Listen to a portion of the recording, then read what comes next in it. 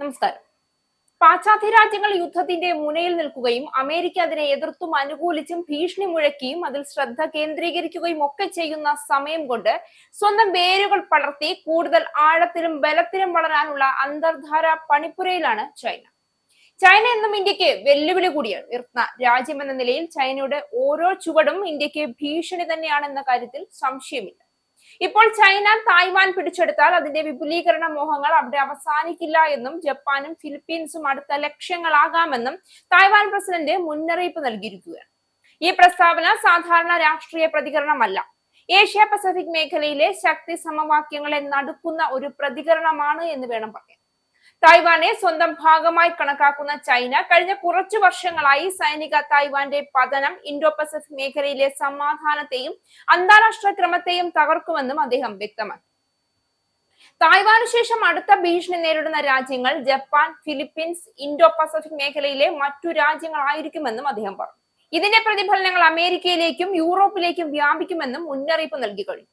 Asia പസഫിക്കിലെ തായ്വാന്റെ സ്ഥാനം Japan മുതൽ Philippines വരെ നീളുന്ന പ്രാദേശിക സുരക്ഷയ്ക്കും അന്താരാഷ്ട്ര വ്യാപാരത്തിനും നിർണായകമാണെന്ന് തായ്വാൻ കാണുന്നു.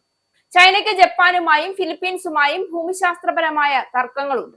അതേസമയം തായ്വാൻ കടലിടുക്ക് ആഗോള ഷിപ്പിംഗിനുള്ള ഒരു പ്രധാന ധമനിയാണ്. ഇത് ചൂണ്ടിക്കാട്ടിയാണ് തായ്വാൻ പ്രസിഡന്റിന്റെ മുന്നറിയിപ്പ്. സമീപകാലത്തായി തായ്വാന്റെ സമുദ്രാതിർത്തിയും വ്യോമാതിർത്തിയും ചൈനീസ് യുദ്ധവിമാനങ്ങളും യുദ്ധ കപ്പലുകളും തുടർച്ചയായി ലംഘിക്കുന്നുണ്ട്. തായ്വാനെ പിടിച്ചെടുക്കാനുള്ള ചൈനീസ് പദ്ധതി ആസന്നമായി കൊണ്ടിരിക്കുന്നുവെന്ന ആശങ്കകൾക്ക് അടിസ്ഥാനം ചൈനയുടെ ഇത്തരം പ്രകോപനങ്ങളാണ്.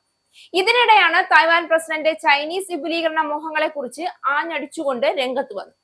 ചൈനയുടെ സൈനിക ഭീഷണി നേരിടാൻ തായ്വാൻ തങ്ങളുടെ പ്രതിരോധ ബജറ്റ് വർദ്ധിപ്പിക്കുകയാണ്.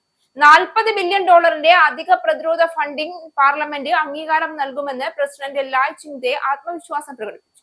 US തങ്ങൾക്കൊപ്പം ഉറച്ചു നിൽക്കുമെന്നും അദ്ദേഹം കൂട്ടിച്ചേർത്തു. 2030 പ്രതിരോധ ചെലവ് GDP-യുടെ 5% ഉയർത്താനാണ് തായ്വാൻ ലക്ഷ്യമിടുന്നത്. അതേസമയം തായ്വാൻ പ്രസിഡന്റിന്റെ ആരോപണങ്ങൾക്കു പിന്നാലെ ചൈനീസ് വെബ്സൈറ്റ് ആയ സോഹ്വിൽ മുൻപ് പ്രസിദ്ധീകരിച്ച ഒരു ലേഖനത്തിലെ കാര്യങ്ങൾ വീണ്ടും ചർച്ചയായിട്ടുണ്ട്. ഇതിൽ ചൈന വരും വർഷങ്ങളിൽ ലക്ഷ്യമിടുന്ന 6 പ്രധാന യുദ്ധങ്ങളെ കുറിച്ചാണ് പ്രതിപാദിക്കുന്നത്. തായ്വാൻ ഏകീകരണമാണ് ഇതിൽ ആദ്യത്തേത്. സമാധാന ശ്രമങ്ങളിലൂടെയോ അല്ലാതെയോ തായ്വാനെ സ്വന്തമാക്കുക എന്നതാണ് ഇതിൽ പ്രധാനം. തായ്വാനു ശേഷം ദക്ഷിണ ചൈന കടലിലെ ദ്വീപുകൾ പിടിച്ചെടുക്കാൻ ചൈന നീക്കം നടത്തും. ഇന്ത്യയുടെ അരുണാചൽ പ്രദേശ് പിടിച്ചെടുക്കുന്നതിനായി ഇന്ത്യയെ ആഭ്യന്തരമായി തകർക്കുകയോ പാകിസ്ഥാനുമായി ചേർന്ന് സമ്മർദ്ദത്തിലാക്കുകയോ ചെയ്യുക എന്നതാണ് മൂന്നാമത്തെ ലക്ഷ്യം. ജപ്പാന്റെ നിയന്ത്രണത്തിലുള്ള സെൻകാഗു, ഒക്കിനാവ ദ്വീപുകൾ പിടിച്ചെടുക്കാനുള്ള യുദ്ധമാകും ഇതിനു ശേഷം ഉണ്ടാവുക. തുടർന്ന് മംഗോളിയയെ ചൈനയുടെ ഭാഗമാക്കാനുള്ള സൈനിക നീക്കം നടത്തിയേക്കും. 19ാം നൂറ്റാണ്ടിൽ നഷ്ടപ്പെട്ട ഭൂമി തിരിച്ചുപിടിക്കാൻ റഷ്യയുമായി നേരിട്ടുള്ള ഏറ്റുമുട്ടലിനും ചൈന തയ്യാറായേക്കുമെന്നും പ്രചരിക്കുന്ന റിപ്പോർട്ടുകളിൽ വ്യക്തമായി പറയുന്നുണ്ട്. 2030 മുതൽ 2060 വരെയുള്ള സമയങ്ങളിൽ ചൈന ഇത്തരം ലക്ഷ്യങ്ങൾ നേടിയെടുക്കുമെന്നാണ് വാദം. വളരെ വേഗത്തിലുള്ള സൈന്യത്തെ ആധുനികവൽക്കരിക്കലും ആയുധ വികസനവും ഒക്കെ ഈ ലക്ഷ്യത്തിലേക്കുള്ള ചുവടുവയ്പായാണ് കണക്കാക്കപ്പെടുന്നത്. അതേസമയം തായ്വാനുമായുള്ള ചൈനയുടെ ഏതൊരു സംഘർഷത്തിലും തങ്ങൾ സൈനികമായി ഇടപെട്ടേക്കുമെന്ന് ജപ്പാൻ പ്രധാനമന്ത്രി സനെ തകൈച്ചി സൂചിപ്പിച്ചു കഴിഞ്ഞു. തായ്വാൻ യുദ്ധത്തിൽ തങ്ങളും അനിവാര്യമായും വലിച്ചിഴക്കപ്പെടുമെന്ന് ഫിലിപ്പീൻസ് പ്രസിഡന്റ് ഫെർഡിനാൻഡ് മാർക്കോസും മുന്നറിയിപ്പ് നൽകിയിട്ടുണ്ട്. തായ്വാൻ പ്രസിഡന്റ് ലായ് ചിങ്തെയുടെ പ്രസ്താവനകളെ ചൈന ശക്തമായി അപലപിച്ചു.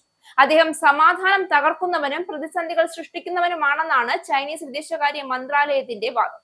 തായ്വാൻ ചൈനയുടെ ആഭ്യന്തര കാര്യമാണെന്നും വിദേശ ശക്തികളുടെ സഹായത്തോടെ സ്വാതന്ത്ര്യം നേടാനുള്ള ശ്രമം പരാജയപ്പെടുമെന്നും ചൈന ആവർത്തിക്കുന്നു.